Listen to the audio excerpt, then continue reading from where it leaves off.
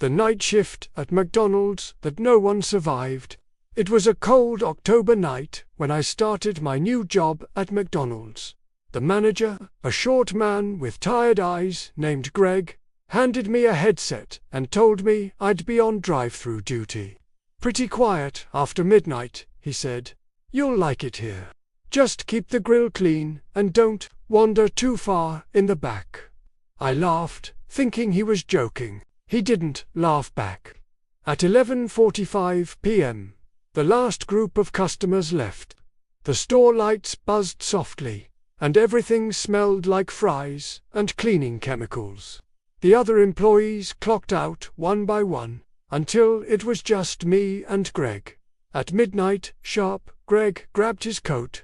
"I'm locking up the front. You'll be fine alone until 6 a.m., he said. "Don't open the back door, no matter what you hear." And then he left. For the first hour, nothing strange happened. I wiped the counters, stocked napkins, listened to the hum of the freezers. Around 1:30 a.m., the intercom crackled. "Welcome to McDonald's. Can I take your order?" I asked automatically. But there was no car. The camera feed showed an empty drive-thru lane. Then, a faint voice replied, "Number 7. Extra meat." It was whispery, wet, like someone speaking through a mouthful of water. I froze. "Hello?" I asked. Static, then silence. I brushed it off as a glitch. But 10 minutes later, the fryer beeped on its own. The temperature screen flickered. ERROR, temp 666 degrees Fahrenheit. My stomach tightened. I unplugged it, but the number stayed glowing red, even with no power. I started hearing noises from the freezer. Knocking, then scratching, like nails on metal. I told myself it was rats, just rats. Around 2:40 a.m., the drive-thru headset went off again. This time, the voice said my name. "Jan, open the window." I froze. I hadn't told anyone I was working tonight. I checked the security cameras again, nothing outside. But on the monitor in the kitchen, one camera had switched to static. Then another, each feed cut out one by one, until only the freezer cam remained.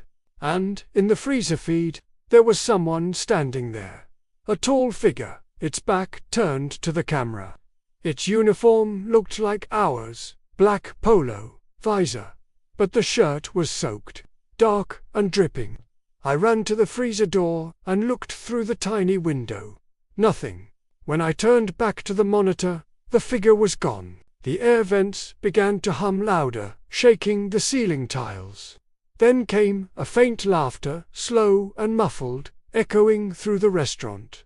It came from the children's play area.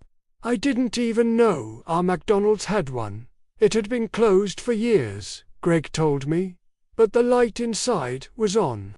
The ball pit glowed a strange yellow color. I stepped closer, my shoes sticking to the floor with each step. "Hello," I whispered. The laughter stopped. Then, from under the counter, my headset crackled again. The same voice whispered, "Would you like to try the new meal?" A deep, gurgling growl came through the speakers, followed by what sounded like chewing, wet chewing.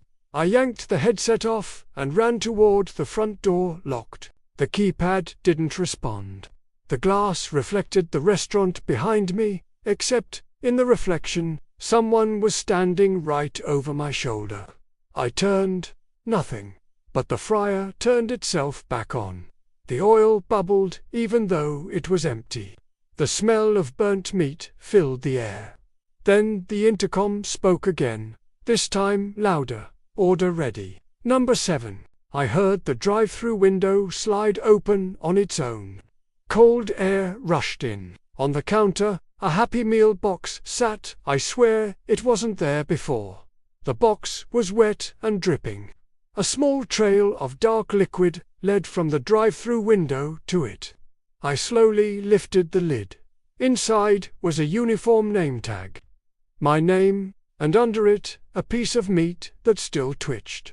The lights flickered off. Everything went silent except for the soft hiss of the fryer.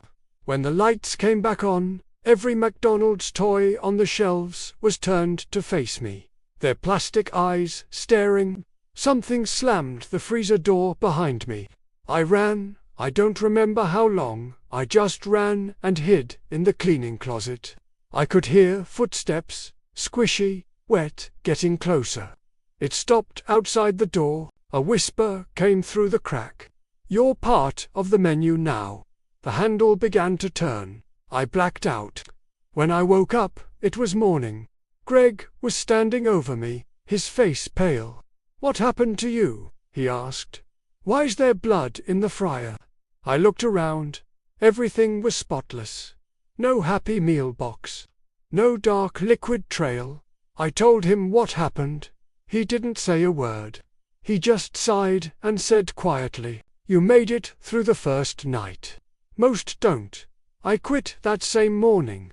But sometimes, when I drive past that McDonald's at night, I still see the red order ready light glowing, even when it's closed. And if you listen carefully through the speaker, you can still hear that voice. Number 7. Extra meat.